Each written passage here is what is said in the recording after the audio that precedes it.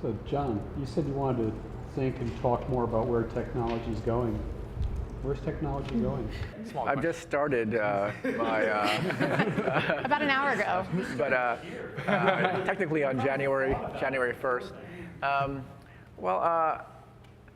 Being at the Media Lab, I got to see every year, just like the bus, the Moore's Law busts, or drop off new things. And I always saw that they were just things that were slightly faster or sometimes twice as fast, but didn't really change what people were making. And that kind of always puzzled me. And by living in a design-centric world for the last 6 years, that really is about integrity of making things that have been made the same way for actually centuries. We have a guy named Andrew Raftery, who I just adore. He's like Dürer, sort of like brought back to life.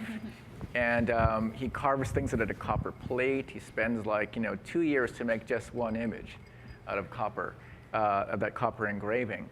And what I've kind of come back into touch with is that last 10% of what it feels like to make something, actually not even 10%, 12%, so somehow it's 102% good. And how do you take that kind of culture back into this space is kind of what I think is where it's going to head next. Because technologists are getting more and more bored of what they can do. It's so easy to make things, quote unquote, at scale. And the kind of philosophy, religion around it is going to be formed in the next 10 years. And that's going to lead to great things, I believe. The kind of philosophy and religion around it will be formed in the next 10 years. Yes, because it's all coming together. Pardon me? What things will feed that? I think what will feed is a passion for things that are not about technology. It's that classical liberal arts meets technology. It's the human side of the equation. That's coming back in spades. People want to feel something again. I'm not sure it was ever here, to tell you the truth. Really? Okay. Okay. Put it this way. Remember the iMac, you know? Sure. It was round, came in colors. Yeah. And everybody said Steve Jobs was a genius.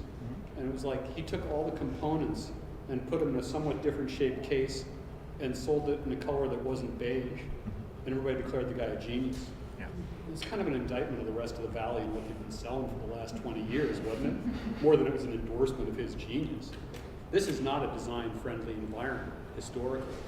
It built by engineers for engineers on a very functional-oriented basis. The consumer revolution of the last 10 years and sort of the advent of consumer-type products into the office where the spending takes place is kind of what's changed the landscape. Well, Jobs wasn't a genius at iMac time. Jobs was playing for time. He had no money and he just...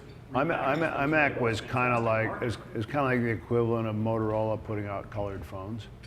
You know, it was just, it was vamping.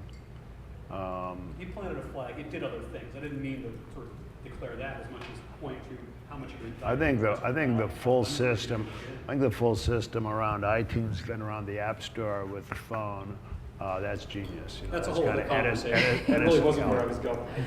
We're not going to fight about. We're in violent agreement about that. But so I'm when you ask a question, which is another good one, I kind of ask myself, what would Kevin Kelly say? Because his thesis is that technology has a mind of its own, and people credited as inventors just happen to be at kind of the intersection at the right time and usually grab the fame. And I think that what technology wants to do is be smarter and self-replicating. It wants to be invisibler. It wants to help its carrier organisms, us, succeed for as long as they need us. I think it wants to remove as many frictions as possible, kind of in distribution and ownership, and communication.